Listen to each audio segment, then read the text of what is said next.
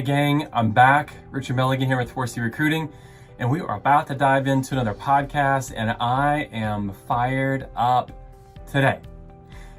I am always fired up, so if that matters, there you have it. I'm always excited to talk about recruiting. This is what I love, and to think that I get to do this all day, every day, for as long as I choose, I would say for the rest of my life, but probably won't be for the rest of my life. I probably won't die in this seat, or hopefully I won't die in this seat, simply because I love what I'm doing. And today something comes up. I'm jumping in to do a podcast here, just kind of spontaneously in the moment, from a conversation that I had. And so, my podcast is called Recruiting Conversations. And so this is a conversation that I had with someone about recruiting earlier today. We're going to start the podcast here in just a second. We're going to talk about leadership branding.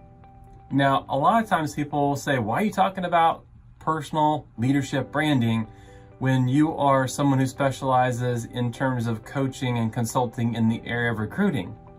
And it's because there's a significant shift in how we recruit today.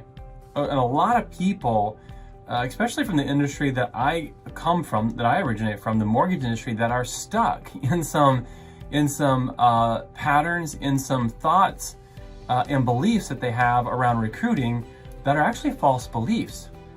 So I have to break those false beliefs in order to convince people to do the things they need to do to be successful as a recruiting leader.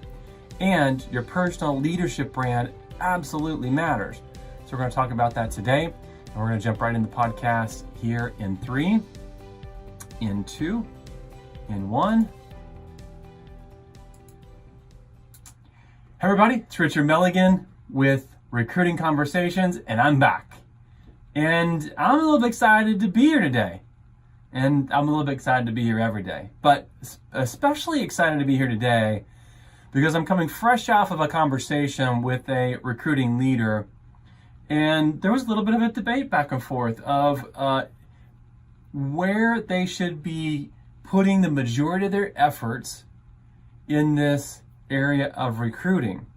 And I think part of the tension in that, and why I'm here today to talk about this topic, is that inside the area that I coach, which is mortgage recruiting leaders, there is a large group of executive leaders inside that industry that are still pushing a agenda that's a dying agenda.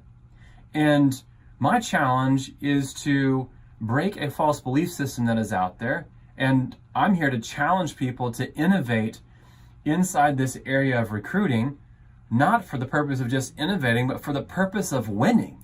Like, if you want to win, then you should probably listen to the podcast today. This is a great podcast for those of you that like winning. If you don't like winning, go ahead and click off of the podcast and, I don't know, go watch a cooking show or something else that soothes your soul.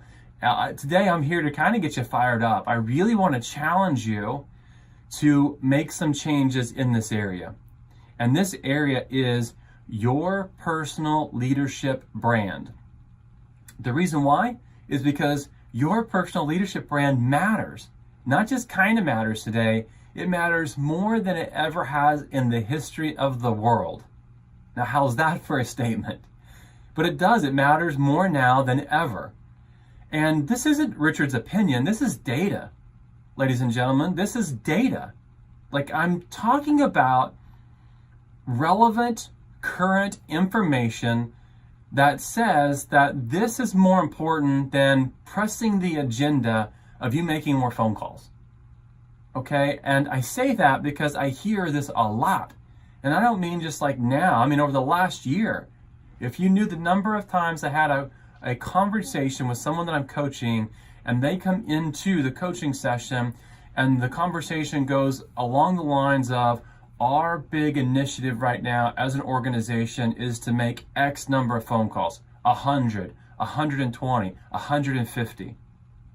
And what we've done with the best leaders that we have, these are the most influential, the most impactful leaders that we have in the workforce, is we've turned them into teleprospectors. We've turned them into telemarketers. Okay, so I guess if you want to pay someone that kind of money, to dial and to get 1 out of 11 people on the phone. And actually, that's going to happen if you dial repeatedly, right? Because people are, statistics, you can just go look at some general statistics from anybody. Go look at a recent article from anybody. And it's everywhere. The phone is dying. Marketers have ruined the phone, right? Like, you can go and leave me a voice message. I feel no tension there.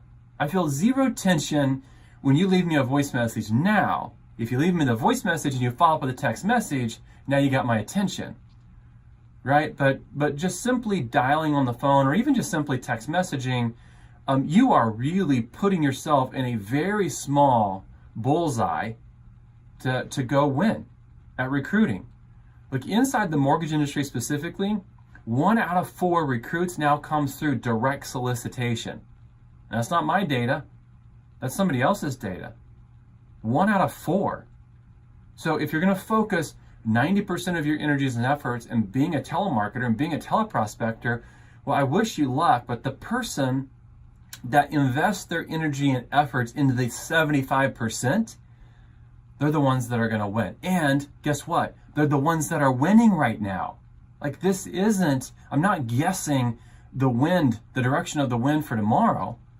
I'm telling you, the people that are winning right now are the ones who have built their leadership branding piece, their personal leadership branding piece on social media, that are out there being what I call the attractive leader.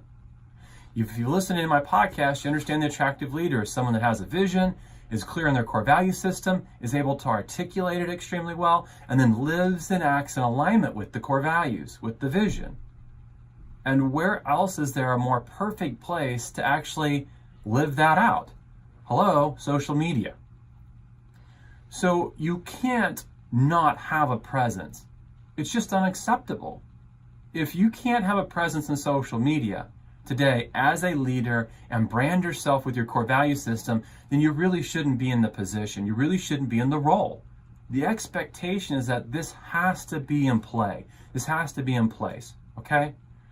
So, my rant's now over. I do want to talk about data because I'm a big numbers guy. I'm going to follow the data, and the data says that this is a relevant conversation and that you should tune in. So I'm going to go through some of the boring data here, but I challenge you that as I go through this, think of the narrative that it's creating. Okay, so let's just start here.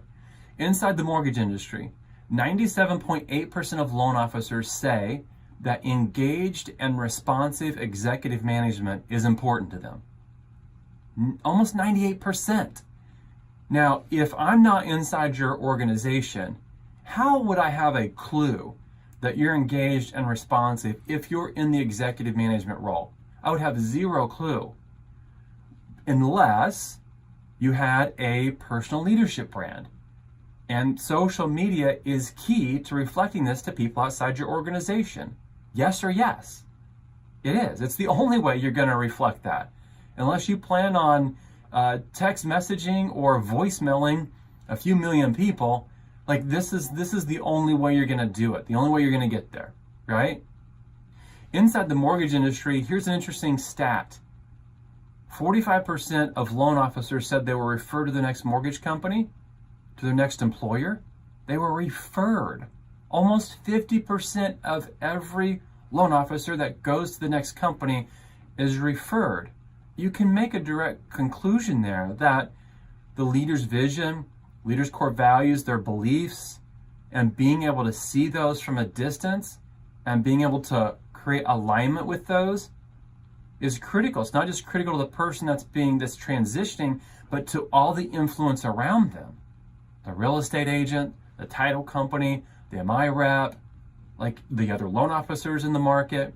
And this isn't just inside the mortgage industry, gang. Like, data goes on and on and on about this.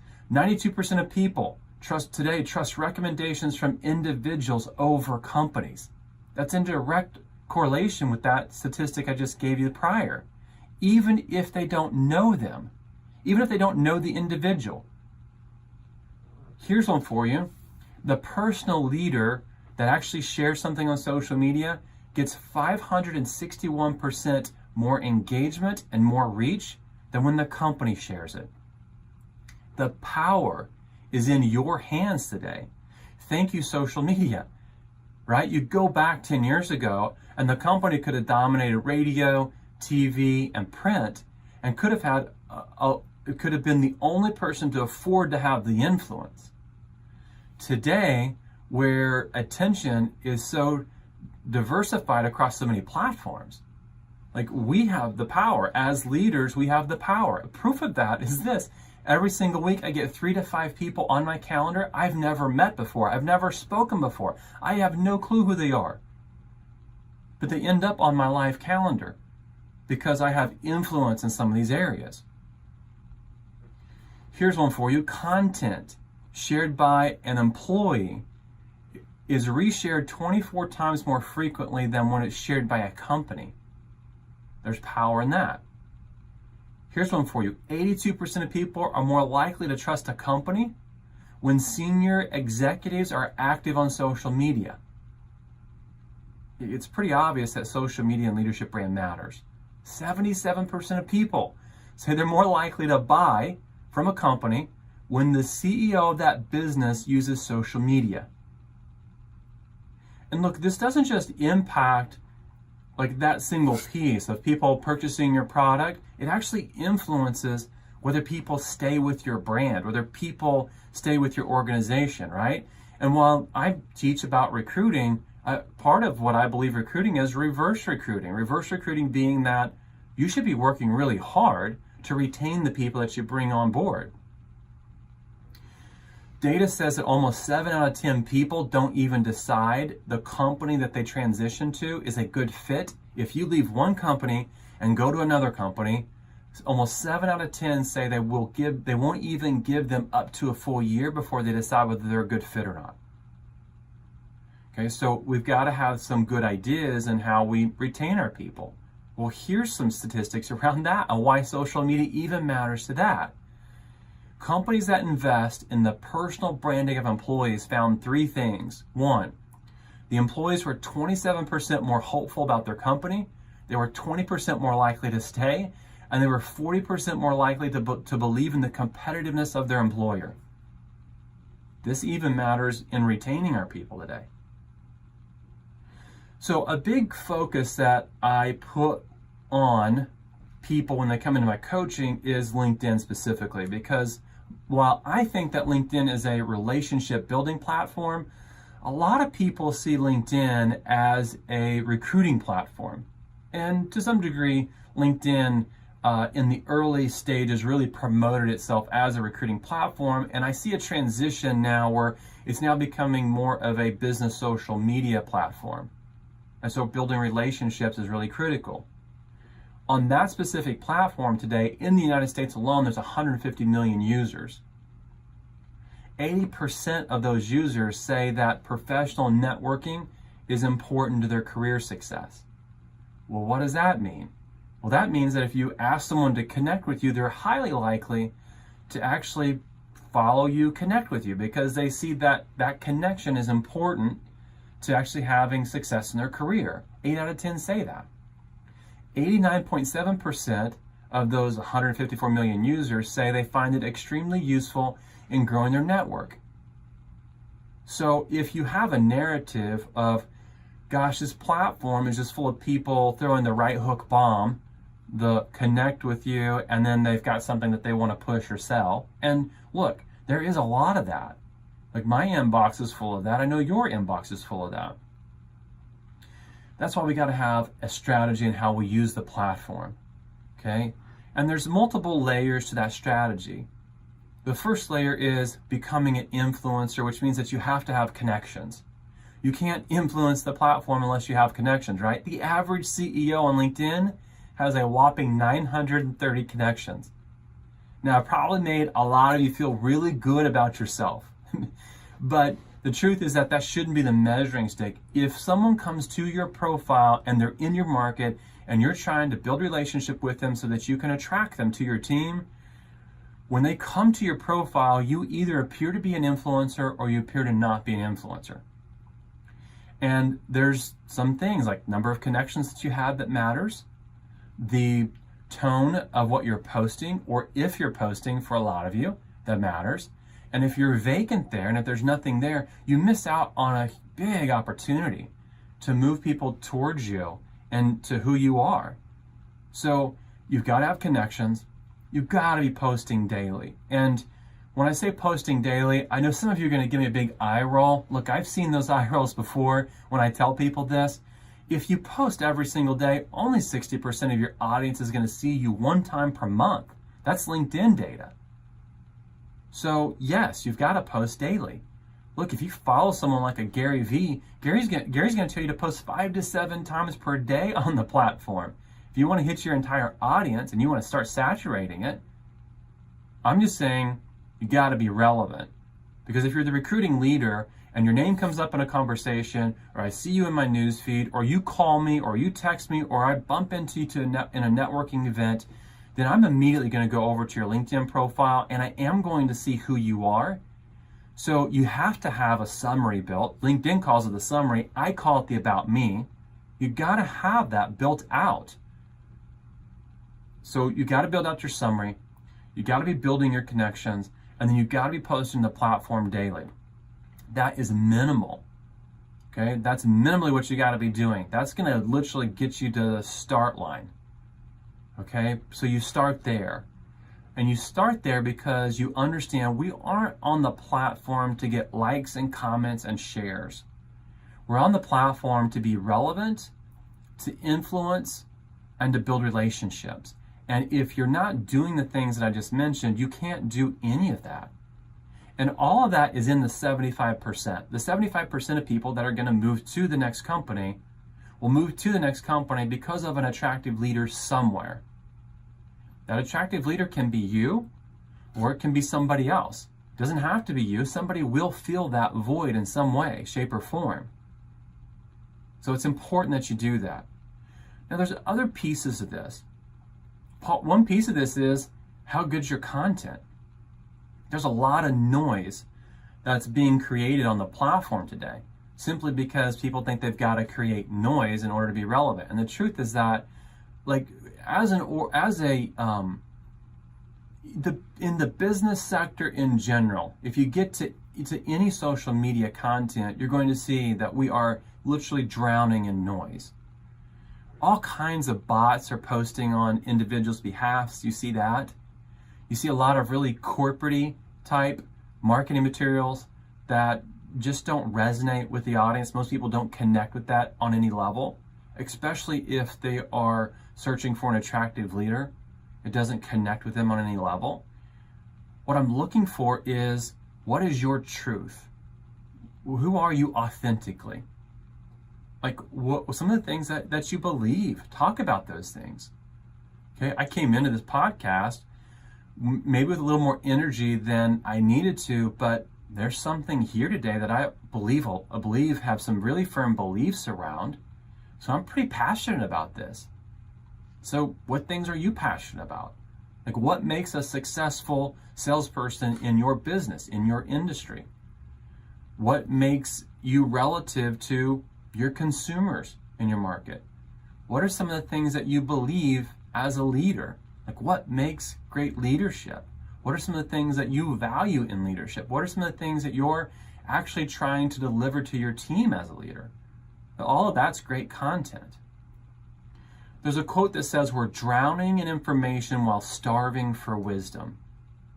And if there was ever a moment in history where we're drowning in information and starving for wisdom, it's now, as the noise begins to increase, where people are trying to get attention while they're trying to attract people. So live out your truth. And the beautiful thing is that I'm giving you permission to be you. That's what I'm doing. I'm giving you to be permission to be you. Nobody wins when they're neutral. When your content is neutral, nobody wins. If you're trying to be Switzerland, nobody ever gets recruited to Switzerland. Okay? So understand that whoever you are, live that out. Now, I think there's a difference between being polarizing in who you are and creating polarization that actually triggers conflict. And so in this case, I'm saying live out your truth. Who are you outside of work? Like me, I'm a father of 4. I've been married for 20 years. I got 2 dogs. I love the outdoors. My family loves the outdoors. We hunt and we fish in our spare time. That's who I am. So not going to hide that. I've got a methodology of how I operate in life, right? Put God first, my family next, my business next. Okay, and so that's part of my truth. I have a family purpose statement that I live out. I have 19 statements that I hold myself true to, and I can go to those at any moment, and I can live through the lens of those. And so I'm very clear, and that clarity gives me ability to create content very quickly.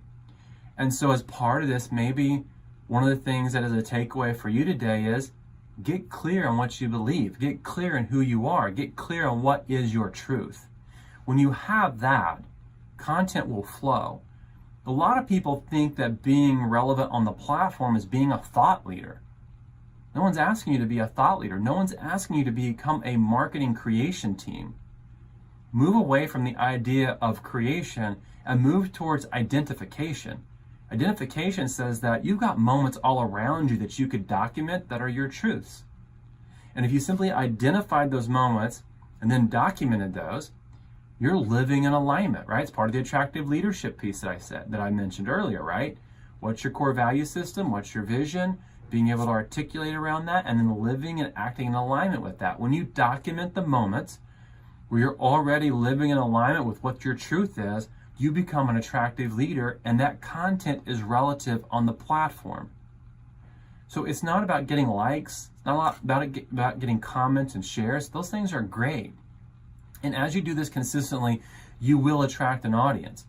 But for a season, you've got to be okay with being a guy or a girl with a single lit candle in a dark room. Look, I could go back a handful of years ago, and that was me. Okay, like I remember posting consistently and getting 1 likes or no likes and feeling the tension of that. Like my voice hasn't changed any today, right? But this podcast will get 500 downloads on it.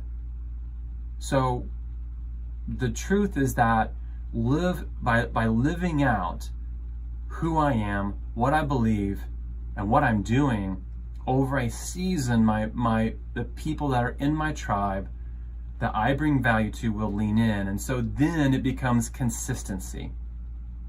Will you do this forever? Like, will you make that commitment? Like, I'll do this forever. This is part of the game, and I'm going to do this forever. And if that's true, then you got to have a system. You see what I did there to you? I always talk about the importance of a system. We never rise to the level of our goals. We always follow the level of our systems. So now I started talking about leadership branding, and now I brought you all the way full circle too. Like, if you're going to create content, you're going to do this on an ongoing basis, you got to have a system. And so here's what I'll do. In the next podcast, I'll talk about that. How do you break some of this down into something that's more systematic, to where you're not waking up every single day and going, oh my gosh, I got to create more content. What am I going to talk about today? Okay, so I'll share with you some of the things that I do, that I've kind of grown through over the past few years, and hopefully there's some value in that to you. And we'll talk about that on the next episode, okay? So we're going to talk about this a lot here over the next coming weeks. And I've got some really cool data that comes from social listening that I think is going to really surprise you. I've done a study on a handful of leaders that are in business in general that have been on the edge of leadership branding for the last 5 to 6, 7 years. And what it's done for their organizations. These are CEOs. So I'm going to share some of that data with you over the next few podcasts. So if you're listening to this one first, stick with me in the next few podcasts so that you can even get more clarity around this. Right now, I'm trying to motivate you and inspire you, but also educate you on why I'm saying what I'm saying. I'm not just making this up. Like, this is legitimate, this is real. You got to move towards this if you're going to win in the space of recruiting, okay? So, with that said, and all of my exuding energy, I wish you a fond afternoon and lots of wins in the area of recruiting. And I say this from time to time, but I really mean this. Have fun with this. Like, I think we've taken the fun out of recruiting simply because we've turned ourselves into telemarketers, and there's a big grind in the space of that where it's like, I gotta just smile and dial. I gotta just smile and dial. And yes, there's an element where you gotta pick up the phone and you gotta talk to people, but at the end of the day, the game has changed. So until I talk to you again next time on Recruiting Conversations, use your time wisely and have fun recruiting. All the best to you. Have a great week, everybody.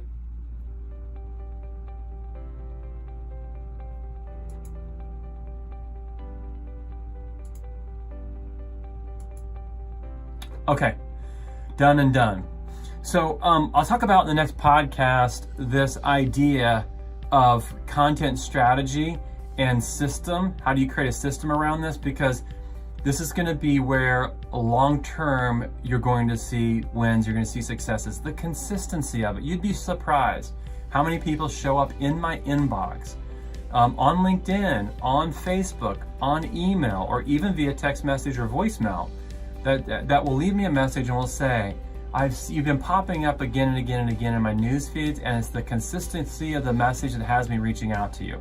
I mean, over and over again. So your consistency in this area is really going to determine the level of success. You can't influence in a large part of the market by simply doing this for 90 days and then disappearing. It ultimately has to become part of who you are. It's almost like eating breakfast, eating lunch, eating dinner today. If you are a leader who also recruits, then this is a hat you've got to wear. It just is. Now, is it like this forever? Probably so. I mean, social media's probably changed the game of recruiting for you as a leader forever. So those of you that are on the edge of this, that are going to get really aggressive with this and lean in with this, you're going to be the ones that are going to win. You will. And I think in this next season, this next era of leadership, the ones that don't, the ones that aren't great leaders, that are these information aggregators that actually can contextualize ideas and bring lots of value to the people that they lead, they're going to get exposed. And when I say exposed, I don't mean that in a bad way. I just think that there's a lot of complacent leaders out there, okay? If you don't consider yourself an information aggregator today, I challenge you, I encourage you, I implore you, this has to become you. The average person is reading 2 to 3 books per year. The average CEO is reading 50 to 60.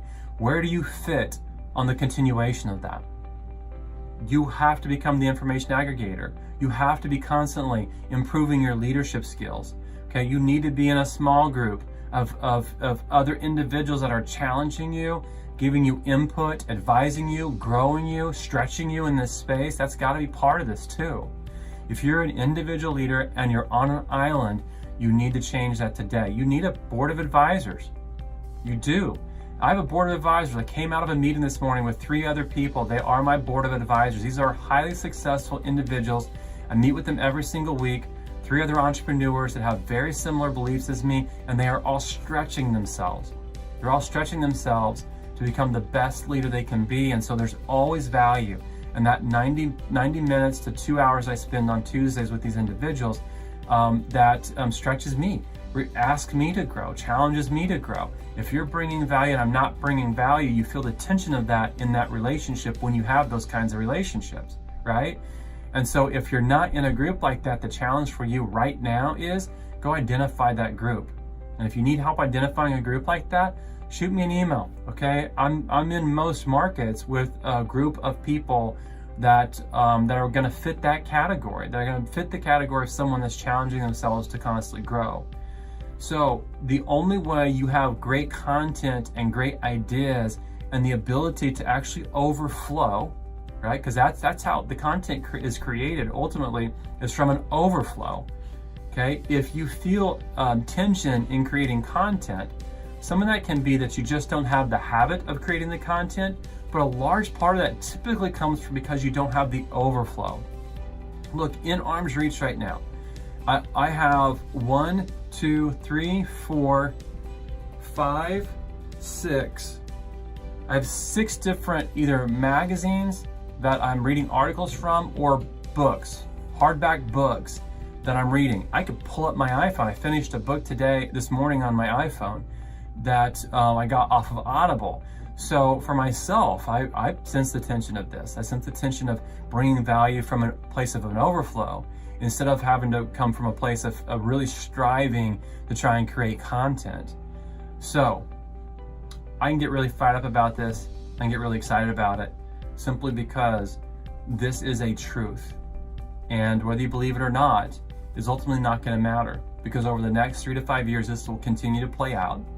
And I ultimately am here because I'm sharing this with you because I want you to win. And so there's a lot of nuggets here for you. Take these, create a plan, begin to act on these. There's some very actionable items. And then in the next couple podcasts, we'll continue this conversation with a content strategy, because you're going to need that. How do you capture the content? Where do you create the content? What's the structure around that so that you're able to post the content? Having a system in play there is going to be ultimately whether it happens or it doesn't happen. Because look, I get it.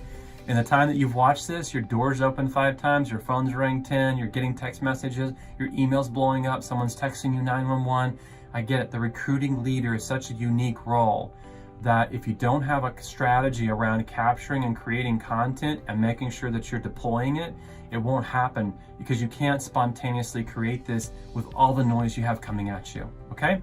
With that said, I'm gonna end the video. I know I brought value to you because these are the things that other people are doing and winning. I talked to a guy this morning who just landed $100 million this month, that landed over $100 million in volume last month in recruiting, okay? And so I know this stuff wins. He's doing these things. He's taking action on these things. And because of that, he's winning.